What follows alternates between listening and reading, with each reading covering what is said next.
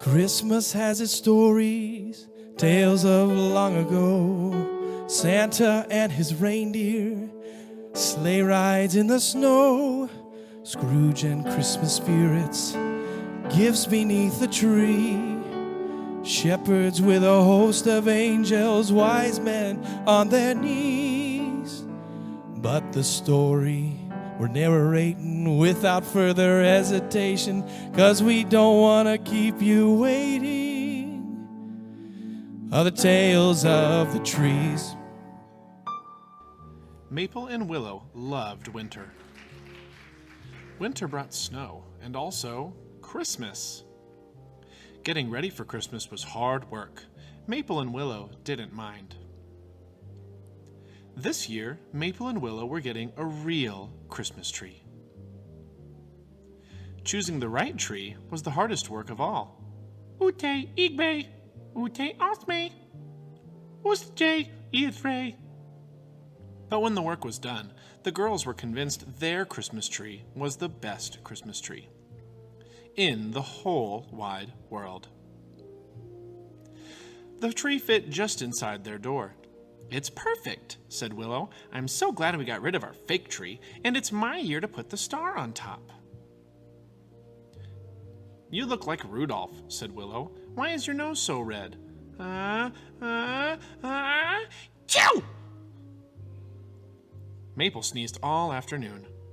"Oh no, maybe you are allergic to the Christmas tree," Willow said. "I hope not," Maple said. But when the girls went outside to play, Maple stopped sneezing. Back inside the house, Maple's sneezing started all over again. She really was allergic to the Christmas tree, so the tree couldn't stay inside. "At least we have an outside tree," said Maple. "I wish you weren't allergic to Christmas," said Willow. "I'm not allergic to Christmas," said Maple. "Just Christmas trees." While getting ready for bed, Maple said, "Willow, I'm sorry I ruined Christmas." "I'm sorry you ruined Christmas too," said Willow. That night, Willow couldn't fall asleep. Willow felt sad about the Christmas tree. She felt even worse for hurting Maple's feelings. Then Willow got an idea. Getting ready for her idea was hard work. Willow didn't mind. When all the work was done, Willow decided to wake up Maple and show her the big surprise. And there, in the living room, stood the best Christmas tree ladder in the whole wide world. "It's perfect," said Maple. "I know," said Willow, and she handed Maple the star to place on top.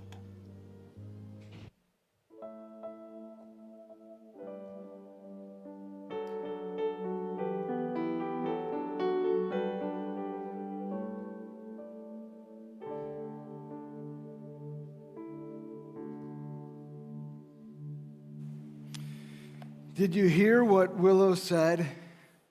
"I am sorry that you ruined Christmas." And I'm sure that's not the first time that Christmas has been ruined. Maybe yours has been ruined too. But if it was ruined, it probably wasn't ruined because somebody was allergic to the Christmas tree. It's probably ruined for another reason. It probably wasn't because your turkey got burned to a crisp, or maybe because the cat knocked over the tree, or maybe there's this story where the wrong person got the wrong gift, and all of those things might damage your Christmas, but those things don't ruin your Christmas. What ruins your Christmas is often what gets said at Christmas.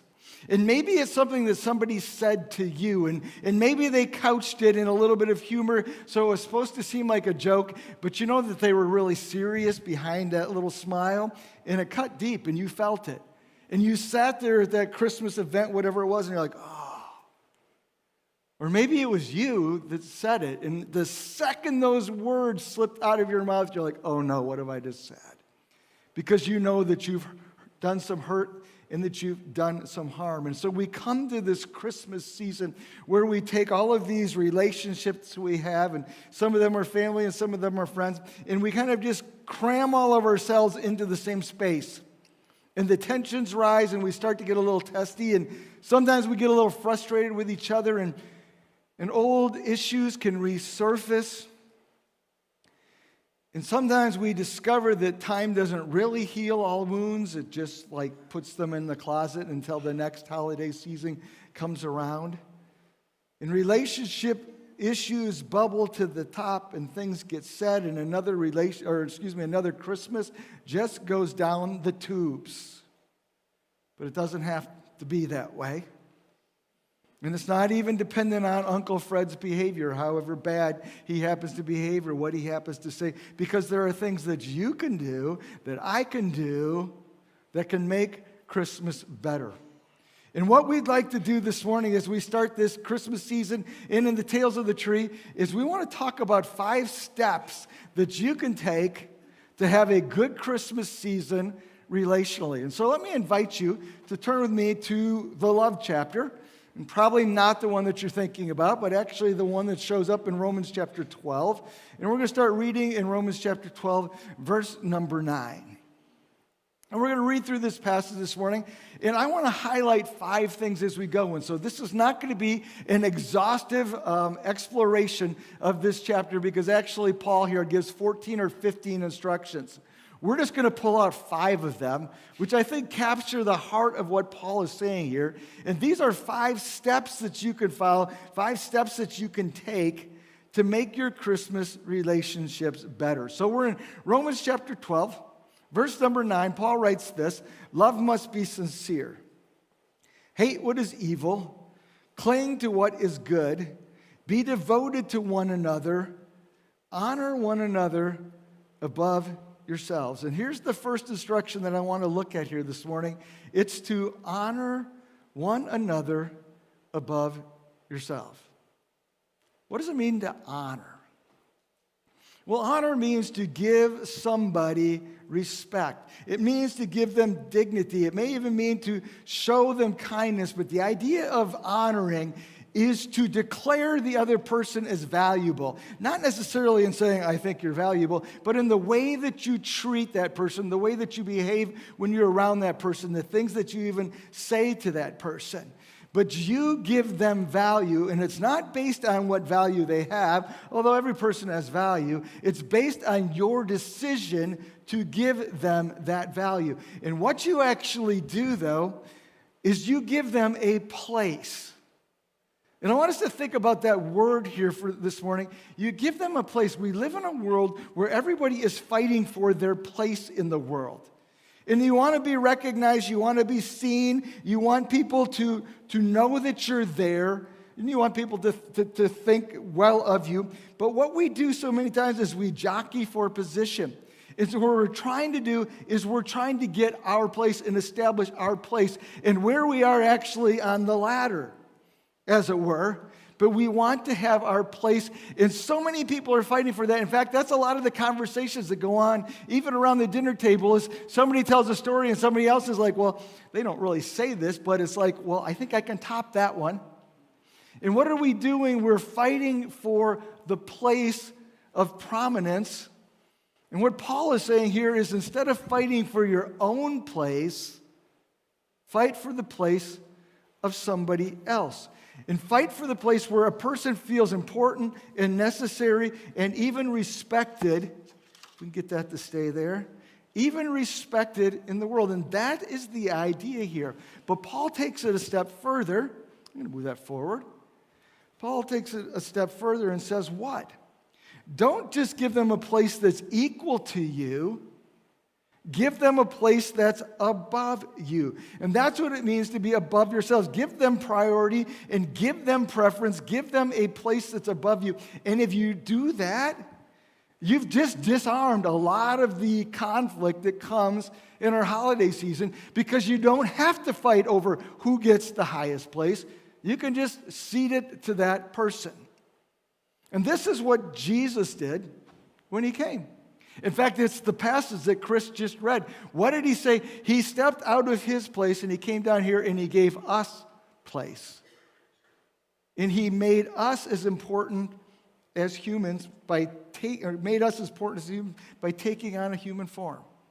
And so, as we look at this season, the challenge is to show respect by giving people place.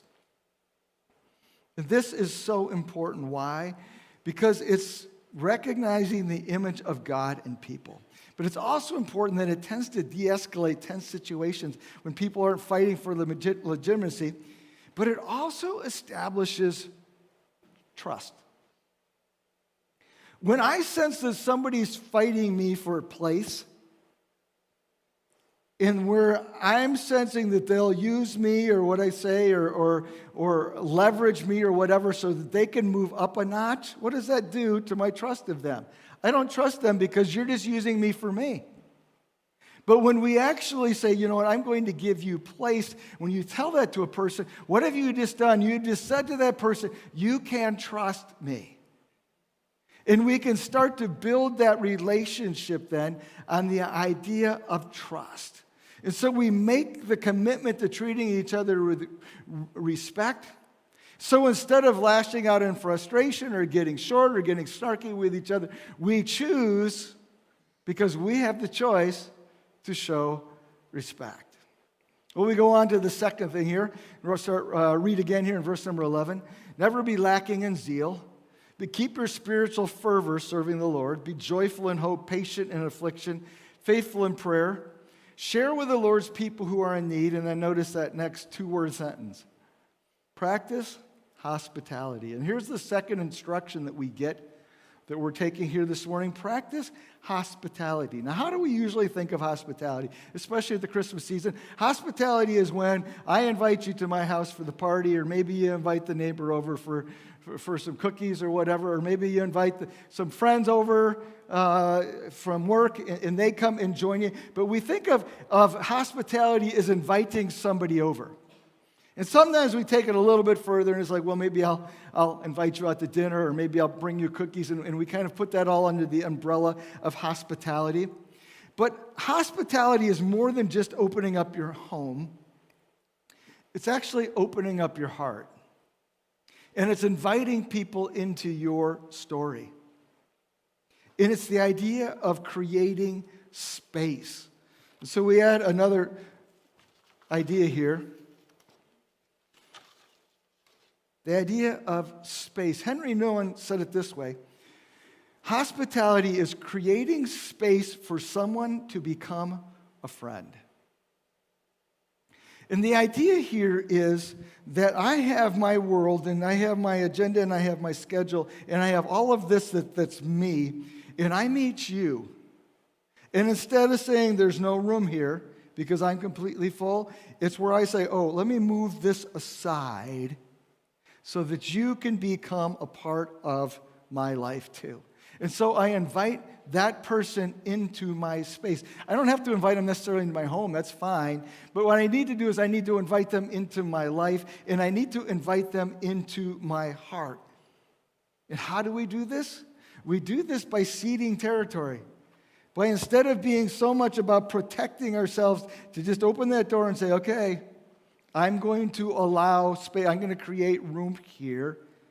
And that can be scary. So we can say that when you do this, there's a certain amount of courage that has to be part of the equation. Because when I invite people into that space, they get to see parts of me that maybe I don't typically share. They get to see parts of my life and be involved in parts of my life that maybe I keep hidden sometimes. And so it takes some courage to open up the doors and to invite somebody in. It takes openness. And it's just not just the openness that I open myself. It's the openness to say, do you know what? I need you to come into my life because I need what you have to offer. Every person that we have relationships with has something that they can give us, and it's not so that we can be, takers in life. It's so that we can appreciate what the gifts are that other people bring. And so we need to have a level of openness. We also need to have a level of attentiveness. Because there's a lot of people in our world who are desperately looking for hospitality. It might be the guy who sits next to you at work. It might be the person who sits next to you at school. It might be the next door neighbor. It might be somebody in your family that's kind of the black sheep or whatever. But it's that person where we say, you know what? They're on the outside. I want to invite them to the inside. And that's what hospitality, on its basic level, hospitality is this. Hospitality is welcoming strangers or entertaining strangers. And if you translated that verse just literally, it would be that. Don't practice hospitality, it would be entertain strangers. But I like what it said here, that a stranger, to quote Newen again here, what did he say? Creating a space for somebody to become a friend. It's a stranger, somebody maybe I don't even know that well. To say, okay, come be a part of my life. So we create safe spaces for people to feel welcome and accepted. And I see this even in the Christmas story, where Jesus is lying in a manger, and there's Mary and there's Joseph. But what happens? There's shepherds on a hillside, and God invites them into the manger scene. And it's a declaration to the world from Jesus Christ, hey, you're welcome here. And so we have that opportunity with people in our stories too to say, okay, I'm going to open myself up to you, and I'm going to be intentional about inviting you in. Maybe through the doorway of my house, maybe through the doorway of my heart. Well, we keep reading here. Verse number 14, bless those who persecute you, bless and do not curse. Rejoice with those who rejoice, and mourn with those who mourn. And so the third instruction we get is simply rejoice with those who rejoice, and weep with those who weep. And oftentimes at Christmas, we have so much that's on our plate, and we're so preoccupied with everything else that we need to do, that we forget that those are actually real people with real feelings and real situations that we're dealing with. And maybe somebody needs your empathy more than they need your, little $5 box of candy that you might bring them because you have to bring them something. But we have this word empathy, and it means to enter into a situation with somebody and to feel with them. Where we enter into a situation enough that we start to experience what they are experiencing, and where we can start to take on that experience ourselves. Not easily done, but something that we need to work on. Somebody said it this way: empathy is the idea of listening to another person's soul. When's the last time you listened to another person's soul? Christmas is an emotional season, isn't it? And that's a good thing. We enjoy Christmas, and our memories of Christmas are because we've experienced these emotions of Christmas. But they're not always a good thing for everybody. And sometimes we need to be tuned into the emotions of others that aren't quite so joyous, that aren't quite so fun. And sometimes we can see around us people who are dealing with sadness or hopelessness or regret or whatever. We need to tune into those moments too. And we need to step into their stories. Now, it's easy to rejoice, I think, most of the time, with people who rejoice. But it takes us to a different level to weep with those who weep. And we just had the little story here of Maple and Willow up on the screen. And what we have there is we have the example of Willow, who never entered into the pain of Maple or the frustration of Maple until she'd already said something that she shouldn't say, and then it hit her. And then she started to empathize, and that's why we end up with a Christmas ladder. But I think there's a really important point that even comes from that story, and it's this: you can't feel for others if you're feeling sorry for yourself. And a lot of times, even at Christmas, we focus on what we're not getting or how we're affected by it. And if we're going to be people of empathy, we're going to have to say, okay, those feelings, it's not that they're not important, but you know what? The feelings of somebody else are more important, or maybe even my experiences and the feelings I've had can be helpful to somebody else in the experiences that they're having right now in this moment. And so I have another word for that as we talk about the steps, and it's this idea of embracing people. Not embracing people for what they bring to us, not embracing people because we think they're so fun, but embracing people because they are people who may be hurting in this situation. I know just in my own little world, family, over the past week, I've heard 3 different expression stories of people who are going through some really, really, really difficult times right now. I didn't even have to go outside the doors of my house to hear these. And I think we need to be reminded of the fact that there are a lot of people in our world that are dealing with really, really hard stuff right now. And if you want to make Christmas better, we can reach out and we can embrace those people. And we can emphasize with them. And maybe we even need to remind ourselves sometimes that when people are acting maybe as they shouldn't and we're frustrated with them, maybe we need to step back and say, I wonder what's going on right now with them. What's going on at work? What's going on at school? What are they dealing with even on the inside? And where we can take this step here to embrace them. I think Jesus was the ultimate example of embracing mankind. I mean, just the fact that he came as a baby, to embrace the world, to say, I want to be with you here. But as we even watch him go through his life, how many times does he stop to pick up the person who's fallen? How many times does he stop to help the person who's broken? How many times does he stop to heal the person who's got an infirmity going on? Jesus' story was always about empathy. And I even love those little snippets that we get, like when Jesus goes to the tomb of Lazarus. And he meets with Mary and he meets with Martha and he knows he's going to heal Lazarus, but he stops and what does he do? He weeps because he felt their pain. And I always love that story too of the man who can't talk, and I think he's deaf. And Jesus comes to him and he's going to heal that man, but before he heals that man, he puts his arm around his shoulder, and the Bible tells us he sighed. And it's like he went, this is hard, isn't it? What you've lived with. And then he heals the man. But Jesus was the ultimate example of embracing people who were hurting. In fact, we're told in the book of Hebrews what? He experienced everything that we experienced. He went through this life as we go through this life, and he felt what we feel. So that when we come to him and say, I'm feeling this way, he can say, yeah. I would know that because I'm God, but yeah, I know that also because I experienced that as well. I've experienced rejection. I've experienced insult. I've experienced pain. I've experienced abandonment. I've experienced all of these things. And so the challenge comes to us at Christmas time when there's people all around us and the people that we relate to.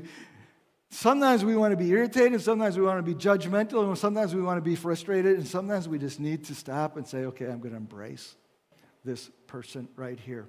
It goes on here in verse number 16. Paul says, live in harmony with one another. Do not be proud, but be willing to associate with people of low position.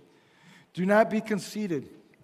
And then he shifts his direction a little bit here in the passage, because up to this point, I think he's just talking to people who are Christ followers. And he's talking about, here's how you relate to people who are Christ followers. He's talking to Christ followers completely here. But he's talking about, here's how you relate to people who are Christ followers. And then he says, now, let's talk about people who maybe aren't Christ followers. How are you going to relate to them in your life as well? And so he goes on and gives some instruction here in verse number 17.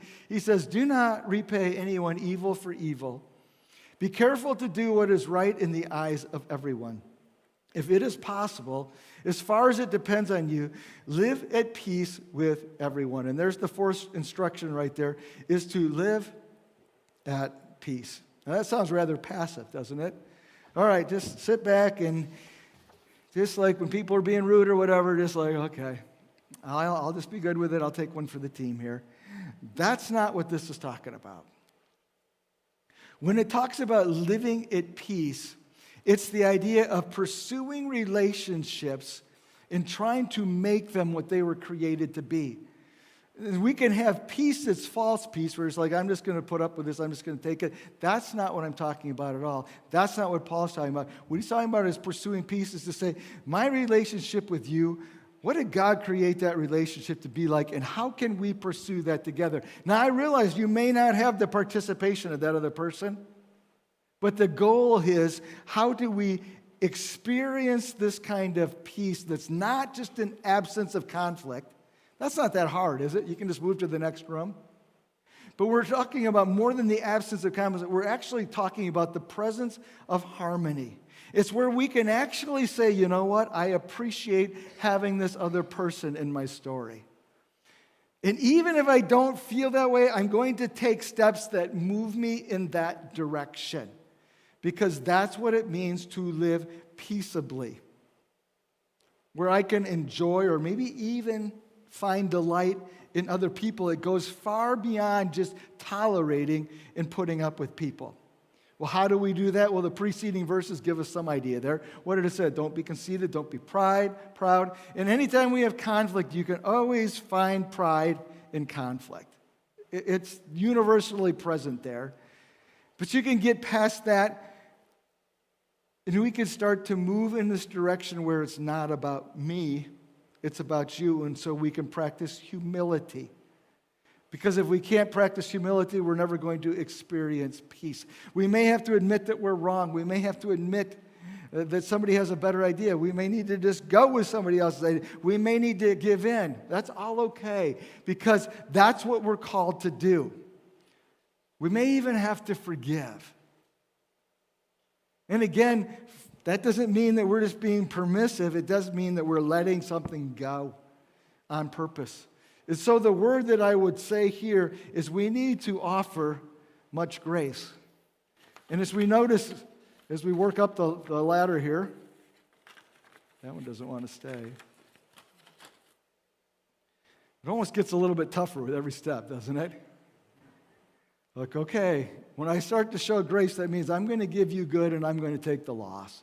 And I'm going to give you good even though you don't have it coming. You're not very deserving. You've been rude. You've been mean. You've been impolite, unthoughtful. And you know what? I'm still going to offer you grace in this situation. Now, there's an interesting caveat that comes in this verse. It says, if it's possible. Paul is actually saying, you know what? There's going to be some people in your life where this is not possible. But it's because of them and because of the fact that they won't move towards some type of coming together. It should never be because of you. And so there may be relationships where you're like, I simply can't go there. And that may actually be appropriate. But as much as possible, as much as lies in you, offer grace so that you can experience peace. And then he goes on here, and we'll finish up reading this passage this morning. Verse number 19, he says, do not take revenge, my dear friends, but leave room for God's wrath, for it is written, it is mine to avenge, I will repay, says the Lord. On the contrary, if your enemy is hungry, feed him. If he is thirsty, give him something to drink. In doing this, you will heap burning coals on his head. Do not be overcome by evil, but overcome evil with good. And so we're going to overcome with good. And that's the fifth instruction here. As you deal with relationships, because in your relationships at this Christmas season or any time during the year, people are going to do you evil. People are going to do you wrong. People are going to be rude to you. People are going to be inconsiderate of you. That's just going to happen. What is your response? Your response needs to be goodness. Here's what I am offering to you is goodness. Now, the first thing is, well, I'm thinking kindness then. If I need to be good to somebody, if they're rude to me, I need to be kind back to them. That's really not what this means right here, although I think that's very valid. This goodness has two parts to it. The first part of it is this: it's always doing the right thing. When we talk about a good person, we talk about a person who does what's right. And we say, he's just a good person. You can just count on him because you know whatever the right thing to do is, he's just going to do the right thing. And that's part of being good in a situation, even in a relationship that's hard, is even if that person's acted that way, you still say, you know what, I'm still going to do the right thing here. I'm still going to treat you the right way. I'm still going to act in the right way. I'm still going to conduct myself in the right manner here. And that's part of what we're talking about here, is this idea of goodness. A person who doesn't matter what it's done to him or to her, they're always going to do what's right in response and in return. But it also has that second part of it, which is doing the beneficial thing. Good people help people. They provide benefit for people. They look out for people. And so good people, even though somebody treats them rudely, they still respond in some beneficial, positive, helpful way. That's where it gets hard, isn't it? Somebody's bumped into you, is rude to you, you kind of want to just kind of bump them back or bristle back at them and just say, you know what, I'm going to give you good in return. You know, I think if we'll commit to goodness, it helps in our relationships. Because we understand that wrong is always going to happen around us, and it's always going to happen in a relationship, and there are going to be people, even people that you love, who are going to wrong you, say something they shouldn't, whatever like that. And your response is always going to be your choice. Nobody can make you respond in any way other than you choose it yourself. So it's not just then what you do, it becomes an issue of who you are. I'm going to be a person of goodness.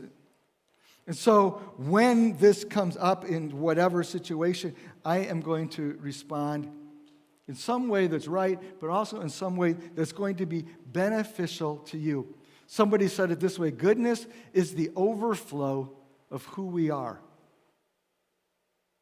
So then I like to think of it this way: we overcome with the overflow. But let's just take this a step further as we talk about the holiday season, or as we talk about going to work, whether it's in June or July or whenever. We need to be the people who set the pace. And that's the last word that I would share with this here this morning, is this Christmas season, how can you be the easiest person that a person has to deal with? The person that works with you, how can you be the easiest coworker in the office to deal with this Christmas season? How can you be the easiest family member to deal with at this holiday season? How can you be the best neighbor on the block this season? And this is what it means to overflow with goodness, is that I set the pace. And not in a prideful way, but I am so committed to this idea of making my relationships good that anybody can look at me and say, oh, if I just act like that, everything will be okay. And that's not so you can pat yourself on the back. I'm just saying that's what the objective is. That I will be the easiest person anybody has to do. I will be the most positive person. I will be the most loving person. I will be the person who embraces. I will be the person who honors and respects. I will be the person who invites people into my space. I will be the person who is quick to offer grace. I will be that person because you know what? I choose that. The problem with relationships is there's always two people. And you can never, ever control that other person. But you don't have to. Because you can control the person that is you. And that's the object here. So there's always the danger that Christmas can be ruined. But we can lessen that danger by what we choose to do ourselves. And Paul gives 5 instructions here that we've just pulled out from this passage. Honor others as better than yourself. Practice hospitality. Rejoice with those who rejoice and weep with those who weep. Live at peace and overcome with good. Or we can say it with these 5 words that takes us up the ladder to relational success at this Christmas season. Give people a place. Don't make them fight for it. Offer them space where you invite them into your world, into your story, and into your heart. Learn to embrace. There is going to be so much hurt that you will run into at this Christmas season. It's your opportunity. Offer grace. And every day we need to offer grace because you know what happens when 2 people run into each other on the street? Or when 2 family members sit across from each other at the table? We all come to these meeting places with brokenness. I bring mine, you bring yours. And the way that we work through that is by what? Offering grace. And then when we get to the top here, we become the people who set the pace. Where every person in our orbits, circles at this holiday season that we come in contact with, where we can reach out to them and touch them, we become the people that make their Christmas better. And that's the lesson this morning from our Tales of the Trees. Let's pray. Dear Jesus, we thank you for the example that you set in these ways of honoring us as mankind by becoming one of us, by practicing hospitality and inviting us into the family, by embracing us in our brokenness, by offering us grace upon grace upon grace upon grace, and of course by giving us the ultimate example of how to conduct relationships. Our heads are bowed, our eyes are closed. Maybe as you come this morning, you don't even have a relationship with Jesus Christ. That makes no sense to you whatsoever. And I talk about that, or even as I say that, you're like, what does he mean? I mean simply this is where we come to Jesus Christ, and I believe that you came for me as a baby, lived as a man, you died on a cross for sin, not your own, but mine, so that I could have forgiveness. And that's what Jesus offers to you this morning. He offers grace. He offers forgiveness. If you'll ask him for that. If you've never done that, I would invite you where you sit this morning to invite Jesus Christ to come into your life to give you that forgiveness and that freedom. Would you follow him? But if you're a Christ follower this morning, probably somewhere on the ladder here, there's a word that needs to be your word this Christmas season. Will you pick it this morning? Will you make that commitment? Will you be the person who makes the relationship better? And so, Jesus, we commit ourselves to you. Help us to be the people that you have created us to be. And we ask this all in your name. Amen.